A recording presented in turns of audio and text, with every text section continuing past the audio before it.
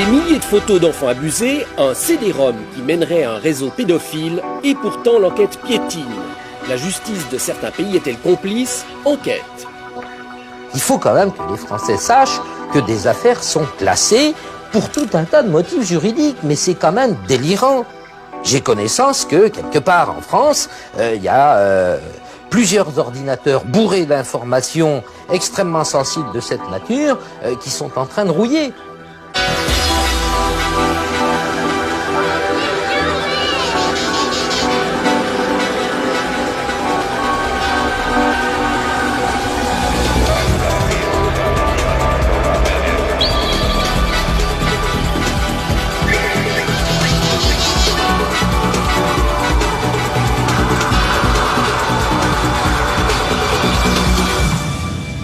Bonsoir. Il n'y a plus une semaine, bientôt plus un jour, sans qu'une nouvelle affaire de pédophilie ne s'étale à la une des journaux. Et la Suisse n'échappe pas au phénomène. Vendredi dernier, le beau-père d'un garçon de 11 ans a été condamné à Genève pour attouchement, alors qu'un couple suisse arrêté en Inde est soupçonné d'appartenir à un réseau international de pédophiles. Mais il y a malheureusement plus inquiétant. Vous vous souvenez sans doute de la découverte d'un CD-ROM contenant des milliers de photos à caractère pédophile. Un document remis à la justice de plusieurs pays européens, dont la Suisse, dans l'espoir de démanteler un réseau et surtout d'identifier des enfants disparus. 2 ans après, nos collègues français Anne Gainsburger et Frédéric Lacroix ont voulu savoir où en était l'enquête. Leur investigation fait froid dans le dos. Car malgré les grands discours dénonçant la pédophilie, la justice de certains pays traîne les pieds dans cette affaire quand elle ne ferme pas carrément les yeux. Un mot encore pour vous prévenir que ce reportage peut choquer la sensibilité de certains d'entre vous. Toutefois, en raison de la gravité du sujet, nous avons estimé important de le porter à votre connaissance. Je pensais qu'ils étaient fous. Tu pensais qu'ils étaient fous? Pourquoi? Parce que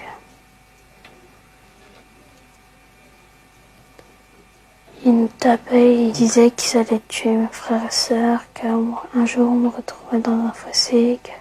Déborah affirme avoir été violée et torturée pendant plus de 7 ans. Longtemps silencieuse, elle veut maintenant raconter, dénoncer son calvaire et celui d'autres enfants avec elle. Après le divorce de ses parents, c'est à sa belle-mère la première qu'elle a parlé. Bien souvent, les enfants avaient des bandanas dans la bouche, du scotch, gros scotch marron sur la bouche, attachés à un lit en métal avec des ceintures. Et ils les violaient à plusieurs, ils se mettaient à plusieurs sur elle. L'histoire de Déborah n'est pas unique. Un peu partout en France, plusieurs enfants qui ne se connaissent pas se plaignent d'abus sexuels commis par des proches lors de week-ends ou de soirées. Tous racontent les mêmes scènes, beaucoup de détails concordent, comme ceux qu'a donné Théo à sa mère. Il avait 5 ans lorsqu'il a parlé. Il disait qu'on tuait des chiens, qu'on tuait des chats, qu'on faisait couler le sang sur les enfants qui étaient plus grands qu'eux. Des fois, ils obligeaient les enfants entre eux à faire des relations entre eux. Et ensuite, il a parlé de zizi dans les fesses, de bobo à son zizi. Et il prenait surtout beaucoup de photos avec les agresseurs, sans les agresseurs. Est-ce que tu sais pourquoi il faisait ces photos? Je sais pas. Et si ces photos avaient justement servi à alimenter ce CD-ROM, un document où apparaissent des milliers d'images pornographiques mettant en scène des mineurs, y figurent de nombreuses séquences de viols, certains des enfants n'ont pas 3 ans. Un CD-ROM dont disposent aujourd'hui Interpol et plusieurs services de police européens, mais un CD-ROM dont l'histoire comporte de nombreuses zones d'ombre.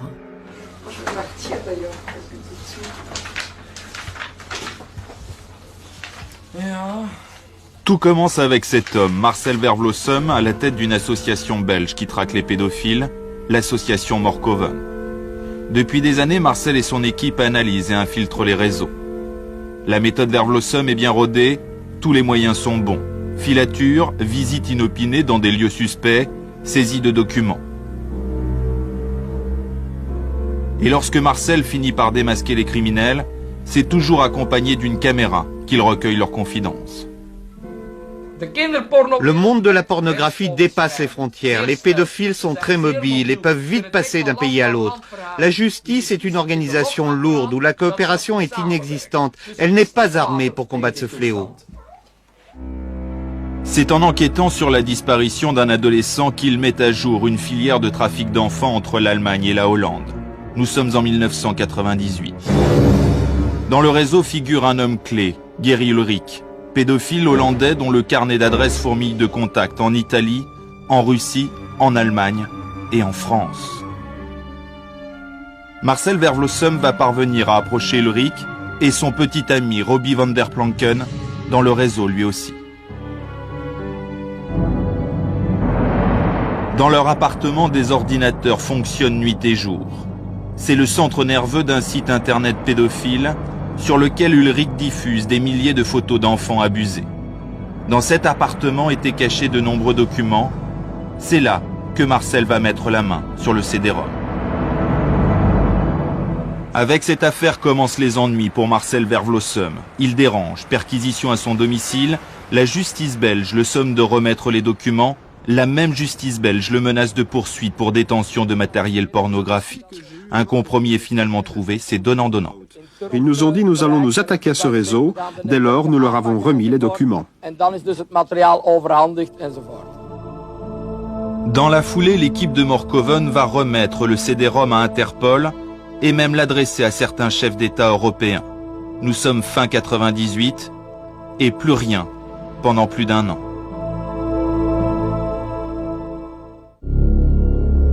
Jusqu'au 24 février 2000, révélation à la une de l'Humanité, l'enquête dévoile l'existence du CD-ROM pédophile et celle d'un fichier de 500 portraits d'enfants élaborés à partir de ce CD-ROM. Le journaliste auteur de l'enquête, Serge Garde, va très vite être contacté par des familles françaises qui disent reconnaître leurs enfants. Le 12 avril, Elisabeth Guigou réagit au journal de France 3. La justice a demandé, y compris aux journalistes, qui ont des informations, qui peuvent posséder ce CD-ROM, qui peuvent posséder d'autres fichiers de photos, de les communiquer à la justice pour que nous puissions faire ces recoupements le plus, nous, les juges, c'est pas moi qui fais à leur place, puissent faire ces recoupements le plus rapidement possible. Je ne veux pas que rien soit laissé au hasard. Message reçu, le soir même, Serge Garde contacte le ministère de la Justice. Le lendemain, il remet le CD-ROM au procureur de Paris. Je dois dire que M. Ben Maklouf nous a reçus avec énormément de gentillesse et d'égard. Plusieurs fois, il m'a remercié pour cet acte de civisme. C'en était presque un peu gênant. Voici pourtant un document qui prouve que les autorités françaises possédaient depuis plus d'un an ce fameux CD-ROM. L'association Morkoven l'avait en effet adressé, accompagné de ce courrier explicatif, directement à l'Élysée. Monsieur le Président, dans le cadre d'une action internationale, nous nous permettons de vous joindre les images horribles de pornographie et de torture d'enfants.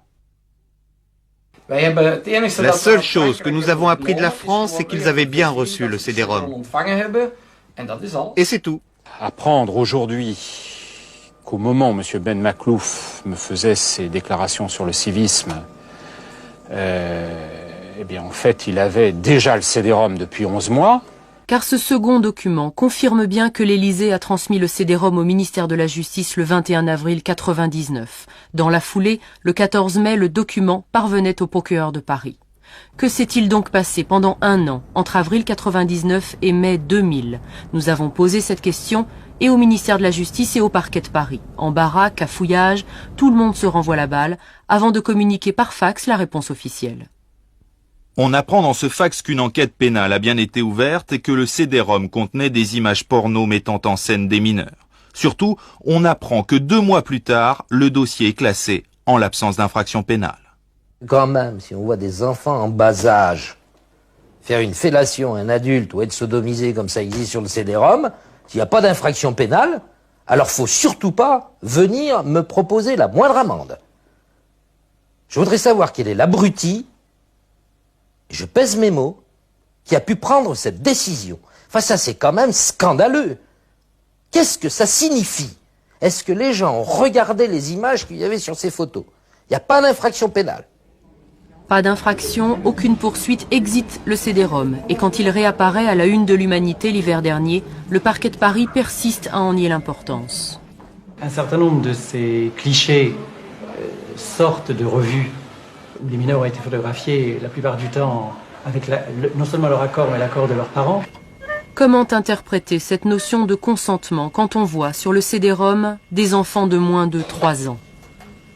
6 mois après ces dernières déclarations du parquet de Paris, nous avons sollicité à nouveau les autorités judiciaires pour faire le point sur l'enquête. À notre demande d'interview, il nous a été répondu par fax ceci. S'agissant des investigations liées à la diffusion du CD-ROM et des procédures en cours, nous ne pouvons nous exprimer sur ces questions. De leur côté, les associations qui luttent contre la pédophilie comme Morkoven en Belgique ou le Bouclier en France multiplient les cris d'alarme en vain. Si un jour nous avons une liste à publier, c'est pas la liste de personnes, parce qu'il n'y a que la loi qui peut dire s'ils sont coupables ou pas, mais nous publierons la liste de toutes les démarches que nous aurons fait auprès des pouvoirs publics, et là je pense que les citoyens vont redescendre d'un cran en voyant exactement ce que nous avons fait, quand nous l'avons fait, et les suites qui ont été données. Ça sera intéressant. C'est quoi le résultat, là, aujourd'hui? Quasiment zéro. Il faut quand même que les Français sachent que des affaires sont classées pour tout un tas de motifs juridiques, mais c'est quand même délirant. J'ai connaissance que, quelque part en France, il y a plusieurs ordinateurs bourrés d'informations extrêmement sensibles de cette nature qui sont en train de rouiller. La plainte est classée. Point, c'est fini. Et personne ne va aller voir ce qu'il y a sur ces disques durs, alors qu'on sait que le bonhomme en question avait été bien dans ces eaux-là, dans ces milieux, etc. Qu'est-ce que c'est que ce foutoir? Et des exemples comme ça, nous en avons des dizaines, ici, en France. Malgré tous les détails que Déborah a donnés à l'âge de 10 ans, la justice met toujours sa parole en doute. La fillette a pourtant désigné ses agresseurs et même conduit les enquêteurs jusqu'aux maisons où elle avait été violée.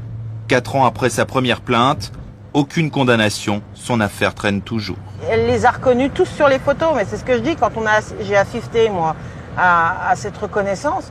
Elle a mis 3 quarts d'heure pour pouvoir accepter que le commissaire lui montre des chiffres, des photos, parce qu'elle pouvait même pas approcher son doigt de la photo du mec, tellement qu'elle en avait peur. Alors c'est ce que je dis, quand on voit ça, on voit bien quand même qu'elle a peur de ces gens. C'est pas quelque chose qu'elle invente, parce qu'elle était complètement stressée, elle était à la limite de nous faire une crise de titanie. C'est-à-dire que d'un côté, elle a reconnu ces hommes sur ses photos, et d'un autre côté, elle vous a emmené à leur domicile. Voilà. Alors c'est ce que je dis à la juge d'instruction. Si ma gamine est voyante, il faut quand même le dire, parce qu'elle m'amène à leur domicile, et elle me les reconnaît sur les photos. Il y a quand même des choses qui sont plausibles. Plus tard, un nouvel élément va venir étoffer le dossier. Déborah va en effet se reconnaître dans le fichier, seulement voilà, la ressemblance est certes frappante, mais l'enfant de la photo a un sexe de garçon. Alors, la famille de Déborah fait-elle erreur, ou y a-t-il trucage informatique pour brouiller les pistes? Les expertises devront le dire. Et avec cette nouvelle plainte, c'est encore pas de chance, car entre la juge parisienne chargée de l'instruction du CD-ROM et le procureur qui s'est occupé en Haute-Savoie de l'affaire de Déborah, la communication laisse à désirer. Et quand les parents ont été faire leur déposition à la brigade des mineurs de Paris, vous avez été informé? Non. Je l'ai appris par le journal. Appris par le journal. D'une certaine façon, dans ce que vous avez à traiter, l'existence de ce CD-ROM peut confirmer ce que disaient les enfants. Oui, ça effectivement. Mais à l'époque, on n'était pas saisi de ça. Tout le monde ignorait l'existence de ce CD-ROM. Et vous l'avez appris dans les journaux. Et pourtant, la famille pense qu'il pourrait y avoir aussi 2 frères et sœurs de Déborah sur ce CD-ROM. Mais vous me le dites, mais moi je ne l'ai pas vu, ce CD-ROM. Et vous avez vu au moins la photo du fichier pour pouvoir voir... Non. Non, je ne l'ai pas vu. Comment ne pas s'étonner que des magistrats apprennent l'existence d'un tel document par la presse? Seul argument aujourd'hui avancé, pour la bonne marge de l'enquête, tout ce qui se rapporte au CD-ROM doit rester entre les mains d'un seul juge, à Paris.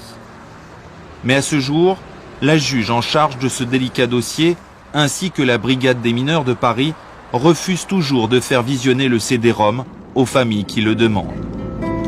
Alors c'est en Suisse que plusieurs mères françaises se sont rendues cet été pour voir ce CD-ROM. Et ce, à l'invitation très officielle de la police de Genève.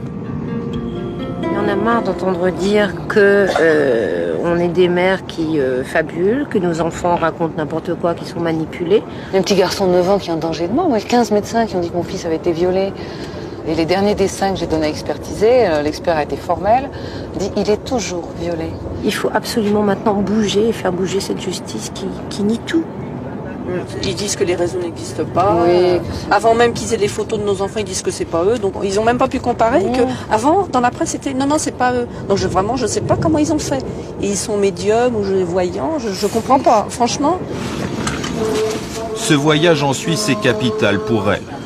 Après les récits de leurs enfants, elles viennent chercher ici une preuve qui pourrait renforcer ces témoignages. Elles vont découvrir tout au long de la journée les 8000 photos qui composent ce CD-ROM. Une cellule d'aide psychologique a même été prévue par la police suisse. Mais c'est dingue, putain, c'est dingue. Tu sais pas que ça existe, ça. Ils sont vraiment malades, ces mecs-là. Je t'assure que là, attends, c'est l'horreur, les trucs. Hein.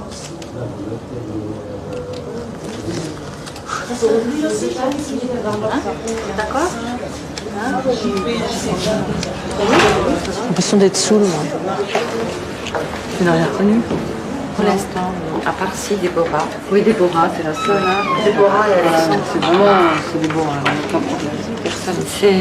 C'est dur, hein. Je peux vomir, c'est vraiment, c'est répugnant. Je veux dire, c'est tellement répugnant. Non, puis quand ils disent il y a des trucs de naturistes et tout, bon, on a vu une photo de naturiste, mais en fait, il y a d'autres photos où ils enfoncent des instruments dans les fesses, des fruits, des objets, bon, des trucs horribles, quoi. Horribles. Tu te demandes comment... Ils ont tous ce regard noir, triste, souffrant, tu vois, vide. Il n'y a plus de vie dans les yeux. Ou une souffrance. Là. Quand ils disent que les réseaux pédophiles, ça n'existe pas, ben dis donc, c'est bien. Hein. Bravo, hein. Franchement. Ah non, mais ça... Attends, s'il faut aller à l'étranger pour que justice soit faite, c'est quand même grave. Non. Leur histoire fait le lendemain la une des journaux suisses. 7 enfants ont été identifiés par leur famille. Fabienne affirme avoir reconnu Déborah ainsi que 2 de ses frères et sœurs. Quand tu as vu que tu étais sur les photos, tu étais surprise, toi? Ben non, pas tellement. Pas tellement. Et qu'est-ce que tu espères maintenant qu'on a trouvé ces photos? Ben que ça va être jugé comme il faut. Et sinon, il y a quelque chose comme ça que tu veux dire? Non. Non? À part que si on m'aurait cru tout de suite, on n'aurait pas eu besoin de voir ces photos, ce serait été mieux.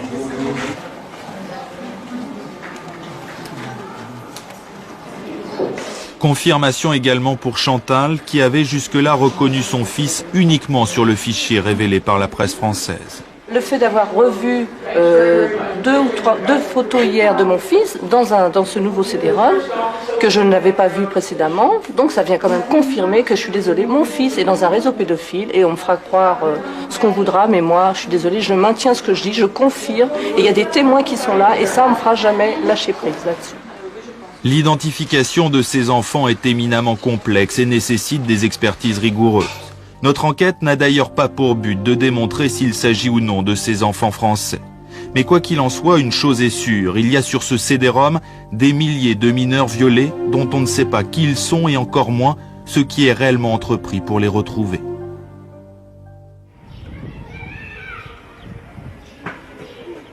Un homme est convaincu qu'il suffirait de bien chercher et d'y mettre les moyens pour identifier des enfants et retrouver leurs agresseurs qui apparaissent parfois sur les photos. Depuis plusieurs années, Don Fortunato, un prêtre sicilien, traque les pédophiles sur Internet, repère les réseaux et alerte les autorités. Un combat quotidien.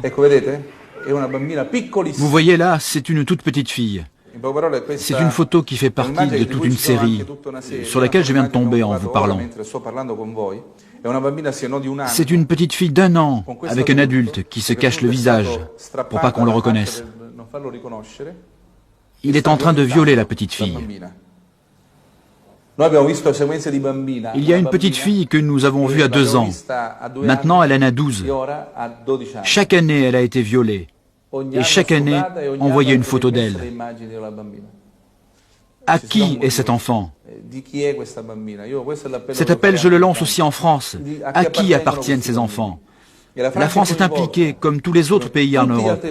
Tous, sans exception. Il suffit d'ouvrir les yeux.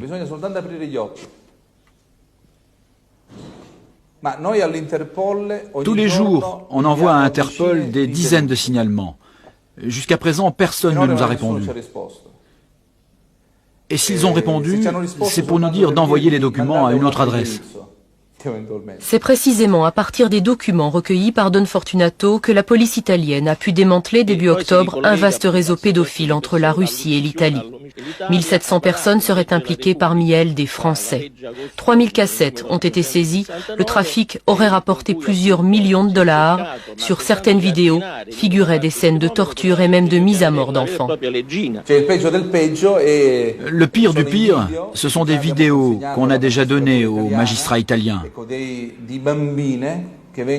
Des vidéos de petites filles qui sont non seulement abusées et violées, mais aussi dont on brûle les parties génitales après le viol. Des enfants parfois en très bas âge, qui après le viol sont aussi tués et exposés comme des trophées.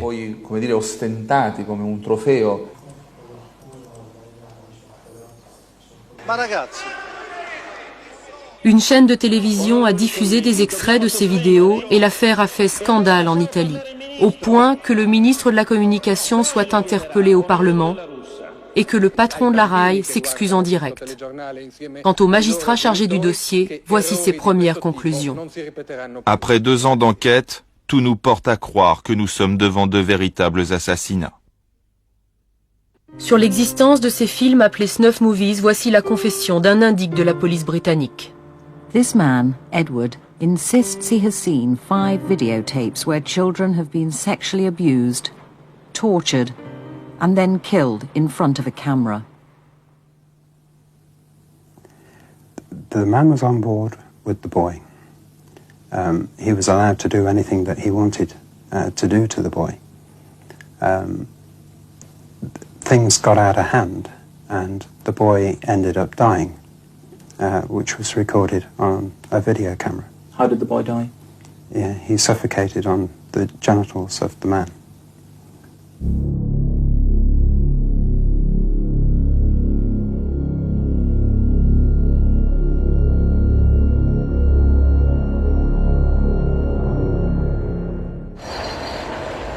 Sur le marché des snuff movies, sur leur valeur, précision de Robbie van der Planken. Ce film, une fois qu'il est fait, on peut le vendre combien?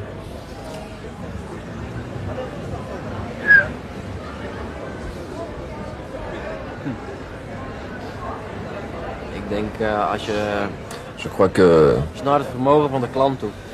c'est un peu en fonction des moyens du client aussi. Je crois qu'en principe, je ne peux pas trop m'avancer.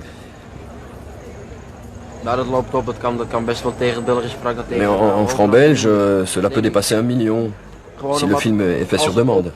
On ne court pas le risque, je crois, pour 200 ou 300 000 francs. 2 semaines après cette interview, Robbie était arrêté pour le meurtre de son amant.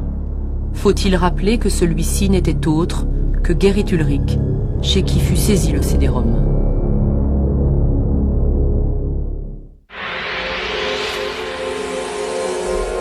Un CD-ROM qui, au-delà des images insoutenables qu'il contient, est une pièce supplémentaire venant étayer la thèse des réseaux pédophiles.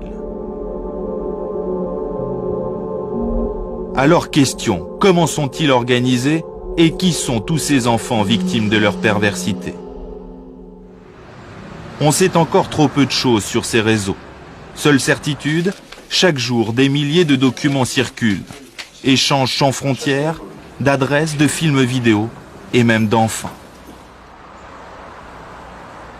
Un trafic dont cette affaire, jugée en France à Draguignan en 98, est l'illustration parfaite. 8 Français lourdement condamnés pour viol sur mineurs, atteinte sexuelle sur mineurs de moins de 15 ans et trafic de cassettes. Les pédophiles disposaient de nombreux contacts jusqu'au Maroc, en Thaïlande ou en Roumanie. Par le réseau étaient abusés des enfants français et étrangers. Les pédophiles étaient même parvenus à importer de Roumanie 2 enfants âgés de 10 et 12 ans. Dans ce dossier-là en particulier, on a établi l'existence d'un réseau, l'existence de lieux de production, si je peux dire, d'enfants, de réseaux d'enfants qui circulent de main en main, que les gens utilisent 15 jours, 3 semaines, et puis s'échangent. Enfin, c'est une réalité, ce ne sont pas des fantasmes d'obsédés. C'est fou de parler d'échange d'enfants en France. Oui, des chances en France. On a pu reconstituer le trajet, ça n'est même pas discuté par les prévenus, ceux qui ont été condamnés maintenant. Passer 15 jours ou 3 semaines avec un enfant, l'enfant était transporté en train, par exemple. J'ai ce souvenir très précis, sans donner de nom, d'un enfant amené de Valence à Chambéry, puis de Chambéry à Paris, et de Paris à Lyon. Qu'est-ce qu'il y avait à Paris? À Paris, au greffe de la Cour de cassation, le fils d'un employé qui était un des pivots de la distribution des cassettes pornographiques. Et il semblerait, d'après ce qu'a dit ce garçon, qu'il se servait lui-même parmi les documents saisis au greffe. Donc il faisait commerce, en quelque sorte, de documents déjà saisis par la police. De nombreuses perquisitions, dont une dans l'enceinte même du palais de justice de Paris. Et parmi toutes les cassettes saisies, là encore, des images de torture et d'assassinat. Dans le registre de l'horreur, j'ai vu beaucoup de choses, mais ce spectacle-là était complètement insoutenable. Je veux dire, la vision d'un enfant violé, torturé à mort par un adulte, et tout ça dans un souci purement mercantile, c'était complètement insoutenable. On a arrêté la projection au bout d'une vingtaine de minutes. Et il y avait là des heures d'enregistrement. Les prévenus ont écopé de peines de 4 à 20 ans de prison. Quant aux 2 enfants roumains victimes du réseau, ils ont mystérieusement disparu au cours de l'enquête. On peut envisager le pire. Soit que ces enfants aient été assassinés, soit que ces enfants aient fini, ce qui n'est pas mieux, sur les trottoirs de Manille ou de Marseille, dans les rues où s'exerce la prostitution masculine. Il paraît impossible de savoir aujourd'hui ce que sont devenus Bogdan et Nelou. Nous avons néanmoins cherché à comprendre ce qui se passait en Roumanie, devenue depuis peu une destination prisée par les pédophiles. Et d'ailleurs, de nombreux Européens y ont été arrêtés ces dernières années. Parmi eux, un Français, Michel Albanc, pris en flagrant délit dans un appartement de Bucarest en octobre 1996. Les images de son arrestation, filmées par des policiers, avaient à l'époque été diffusées à la télévision roumaine, et devant la caméra, le pédophile Albanc se justifiait d'une manière pour le moins surprenante. J'ai rencontré peut-être 200 garçons, mais j'ai pas fait des choses avec tous. J'ai fait très peu de choses avec beaucoup. J'ai eu des rapports qu'avec une cinquantaine de garçons, vraiment. C'est le capitaine Biro qui, sur sa propre initiative, a monté cette opération. Au moment de l'arrestation d'Albanc, un autre Français se trouvait dans l'appartement. Faute de preuves, ce dernier n'a pas été inquiété. Je n'ai rien fait, monsieur. Plus tard, nous avons appris par l'ambassade de France que le Français que nous avions trouvé dans l'appartement avec Michel Albanc faisait partie d'un réseau pédophile. D'après ce qu'on sait, Michel Albanc avait des relations avec d'autres pédophiles. Il se donnait des rendez-vous, les lieux de rencontre et les endroits où on pouvait trouver des enfants plus propres et moins chers.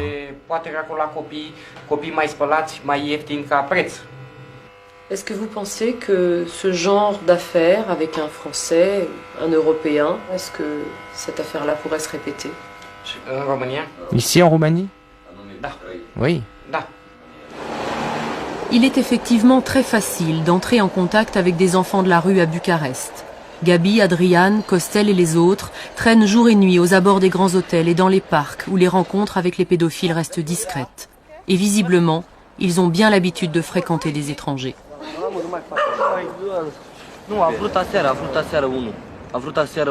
Hier soir, par exemple, il y a un mec qui a voulu me prendre en photo. En fait, il voulait me photographier à poil. Est-ce que des étrangers vous ont déjà proposé de partir avec eux à l'étranger, par exemple? Ouais. Un mec m'a dit que si j'allais à l'hôtel ou dans son pays, en France, avec lui, il m'offrirait plein d'argent. Le mec parlait un peu roumain. Moi, je lui ai dit, c'est pas une question d'argent, mais je veux pas y aller. J'ai dit ça clairement après qu'il m'ait fait une pipe. Je lui ai dit que j'avais peur parce que je sais pas ce qu'il a dans la tête. Ouais, moi je partirais. Moi, je sais pas. On nous a raconté qu'il y avait des proxénètes, des types qui étaient spécialisés pour faire partir les enfants vers les étrangers. Est-ce que ça existe, ça? On nous en a parlé. Ouais, moi j'en connais un. Je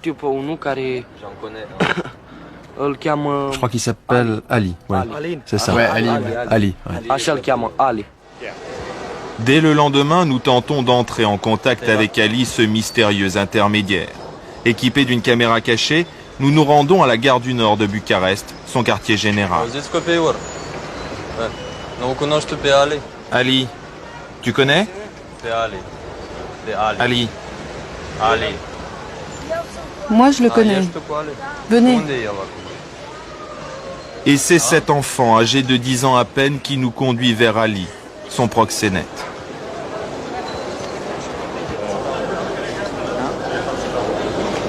Il arrive.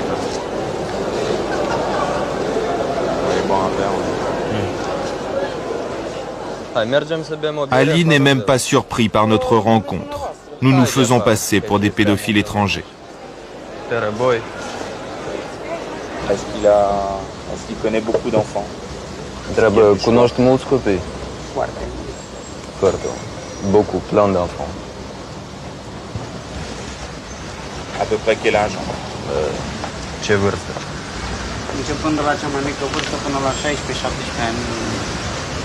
Le plus bas jusqu'aux 16-17 ans.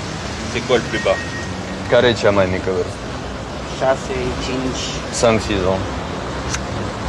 Est-ce que tous ces enfants qu'il connaît, ils ont déjà eu des relations sexuelles avec des adultes? Spune, iată, acești copii de acum au experiență cu străinii?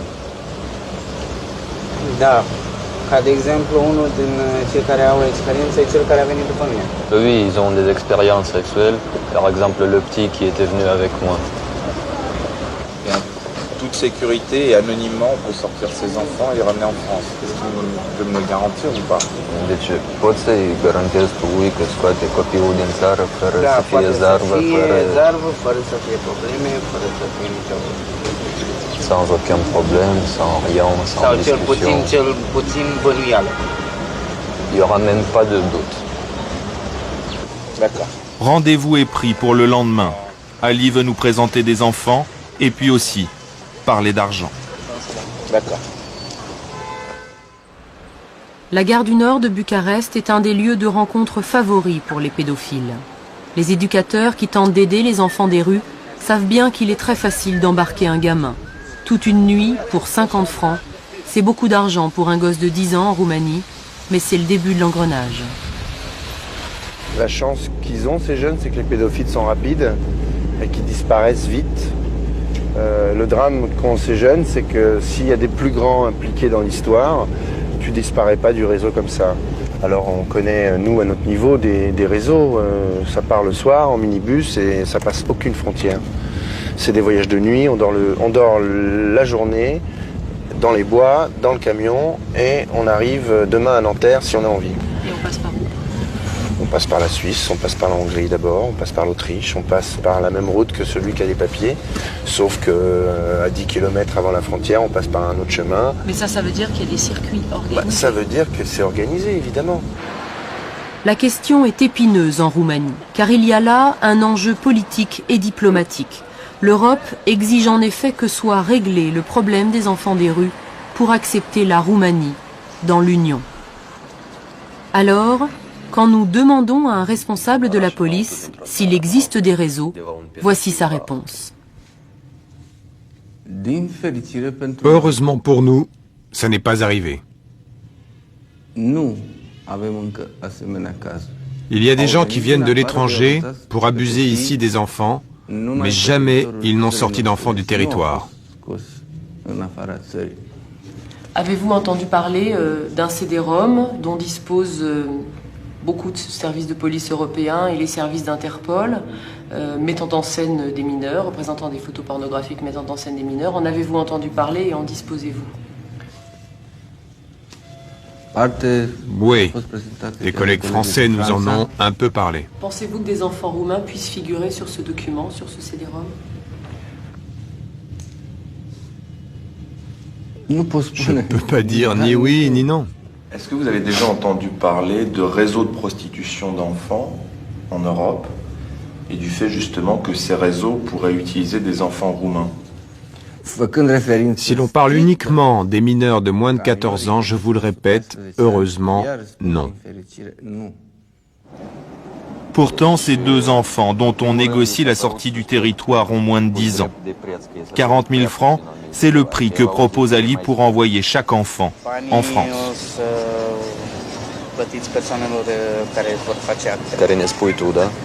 Donc je vais vous désigner les personnes qui font les papiers, donc vous allez leur donner l'argent. Donc en fait, il y a des gens au-dessus de lui qui peuvent tout nous garantir sans problème. Deci ai persoane care sunt deasupra ta, care ne asigură totul. Deasupra aici nu, mai sus da. Ici non, j'ai pas de personne, mais là-haut oui. Les intermédiaires, les proxénètes qui mettent en contact les enfants et les étrangers en Roumanie comme dans d'autres pays ont l'habitude de se vanter de bénéficier de complicité, d'appui haut placé. Est-ce que vous pensez que c'est possible ici en Roumanie? Je m'excuse, mais il faut être naïf pour croire ça. Naïf peut-être, mais alors, comment expliquer la présence de notre ami Ali sur ce film tourné en janvier dernier lors de l'arrestation d'un pédophile anglais? Ali, qui avait alors été arrêté et incarcéré, comment expliquer qu'il soit aujourd'hui à nouveau dans la rue à négocier des enfants? De retour en France, on nous indique que l'instruction sur le CD-ROM suit son cours. Alors question, quels sont les résultats des expertises? Première affaire, Déborah. 6 mois après qu'elle se soit reconnue sur le fichier, aucune photo n'a encore été examinée. Elle vit très mal tout ce que la justice n'a pas fait ou traîne à faire. Qu'est-ce qu'elle vous dit par exemple, avec ces mots à elle, ces mots? Elle me dit qu'elle se sent très sale et que la justice la prend pour une menteuse, qu'elle n'est pas la victime, que c'est elle la menteuse et que en fait c'est elle qui est coupable d'avoir osé parler. Deuxième affaire, Chantal. Les conclusions de l'expertise indiquent que l'enfant de la photo n'est pas le sien. Mais là, problème. La mère a reconnu l'enfant sur une photo. La justice a fait expertiser une autre photo pour pouvoir dire que ce n'était pas cet enfant qui était dans le fichier. Et jusqu'à ce jour, les photos sur lesquelles nous avons reconnu l'enfant n'ont pas été expertisées. La plainte a été déposée il y a bientôt 6 mois. Donc aujourd'hui, on vous dit que ça n'est pas l'enfant en s'appuyant sur d'autres photos que celles que vous avez identifiées. Exactement. Comment vous expliquez ça? Je ne l'explique pas. Troisième affaire, Françoise. À elle aussi, la justice répond qu'elle se trompe. Point final. Le juge d'instruction chargé de cette affaire sur le CD-ROM n'a pas cherché à me voir. Mon avocat lui a demandé une audience et a demandé à ce que je sois reçue. Elle a refusé de le faire. On a voulu lui confier des photos de mon enfant pour qu'elle puisse faire une comparaison par rapport aux photos du CD-ROM. Elle n'en a pas voulu. Néanmoins, elle a envoyé quand même la police en Hollande, avec une commission rogatoire en cours, bien sûr, de manière à constater si effectivement c'était bien un autre enfant que le mien ou pas. Et il a été constaté qu'il s'agirait d'un autre enfant qui s'appellerait Björn Nimkamp. Nous sommes donc allés en Hollande pour vérifier qui est ce fameux Björn et s'il est bien le garçon de la photo. On apprend qu'il a été abusé et filmé il y a une douzaine d'années et que son affaire a été jugée récemment. Mais là, surprise, contrairement à ce qu'indique très officiellement la justice française, Björn n'est pas l'enfant de la photo. Cet homme est bien placé pour le savoir, c'est le policier qui a centralisé en Hollande les différents éléments d'enquête sur le CD-ROM. Björn Nischkamp est-il sur le fichier? Non. Non. Oui, j'en suis sûr. Ce matin, j'ai eu des collègues au téléphone et il n'est pas en photo sur le fichier. Ok, donc il n'y a pas été trouvé. Non. Non, non. Mais comment expliquer qu'un policier français dise qu'il y est? Je n'en sais rien, peut-être qu'il le croit, mais moi j'ai parlé avec un collègue qui a vu tous les documents saisis chez Ulrich, le CD-ROM et le fichier, et il a dit Björn n'y est pas. La surprenante affaire de Björn vient désormais s'ajouter aux nombreuses zones d'ombre de l'enquête sur le CD-ROM. Alors pourquoi autant de mystères et d'incohérences? C'est cette question que nous aurions aimé poser à la justice française. Jusqu'à ce jour, et malgré notre insistance, aucun des policiers ou magistrats en charge du dossier n'a voulu nous répondre. Des témoignages de victimes dont on ne cesse de douter, des criminels sûrs de leur impunité, un CD-ROM que l'on a cherché un temps à dissimuler. Quel but poursuit la justice française? Qui dérange-t-on? Et comment interpréter cette chape de plomb? Il y a quelques jours, au terme de notre enquête, nous avons découvert un nouveau document, un autre CD-ROM qui fait partie du matériel saisi dans l'appartement d'Ulrich. Il y a là 14 000 photos, 2 fois plus que le premier CD-ROM. On y retrouve, là encore, des viols sur des enfants, mais surtout de nombreuses scènes de torture. À ce jour, aucun enfant n'a été identifié. La semaine dernière, nous avons remis ce nouveau CD-ROM au ministère de la Justice.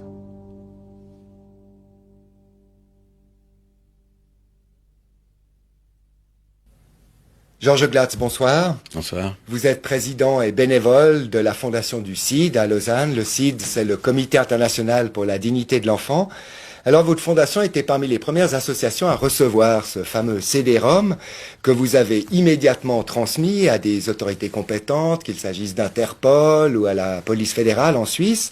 Est-ce que vous êtes satisfait des enquêtes qui ont été menées à partir de ce document accablant? Alors, ce qui a été fait en Suisse, oui, je suis satisfait, car la police a bien travaillé. Par contre, je crois que ce qu'il faut tout de suite mentionner, c'est que en France, en 2000, cette affaire du CD-ROM a ressurgi, comme si tout d'un coup la France le découvrait. Or, j'affirme qu'en 98, les autorités fédérales ont transmis le CD-ROM à Interpol, donc la France était au courant. À mon sens, c'est une faute grave de l'État français que de dire tout d'un coup, nier l'existence de ce CD-ROM, puisqu'il était transmis par voie officielle en 98 déjà à la France. Alors dans le reportage, on voit que les polices cantonales, en tout cas la police cantonale genevoise, je dirais, a agi plutôt de manière positive en acceptant de recevoir certaines mères. Est-ce que vous pensez que la Suisse en a fait assez sur ce dossier ? En tout cas, elle en a fait plus que les Français, puisque les Français n'ont même pas voulu recevoir ces mamans. Je trouve qu'il y a une reconnaissance du statut de victime à ces mères qui était tout à fait admirable de la part des autorités suisses. Mais alors d'un autre côté, on a appris il n'y a pas si longtemps que la police fédérale avait démantelé cette cellule Internet qu'elle avait créée donc pour traquer la pédophilie sur la toile. Est-ce qu'il n'y a pas là quand même un signe plutôt inquiétant ? Alors sur le plan international, pour lutter contre la grande criminalité, la Suisse est en retard, car effectivement elle renvoie les compétences au canton en disant Zurich enquêté, canton de Vaud enquêté. On sait bien, quand on découvre sur un site internet quelque chose, eh bien on le découvre à peu près en même temps à Berne, à Zurich, à Bâle et à Lausanne. Or, qu'est-ce qui se passe actuellement? On va engendrer des enquêtes dans chaque canton, ce qui est coûteux, inopérant, inefficace. Alors, bien sûr, ceux qui sont surtout mis en accusation dans le reportage, ce sont nos voisins, les Français. Comment est-ce que vous expliquez ces dysfonctionnements de la justice française dans ce type d'affaires-là? Mais je ne m'explique pas vraiment, c'est-à-dire ce sont des questions qu'il faut poser au plus haut niveau de l'État français.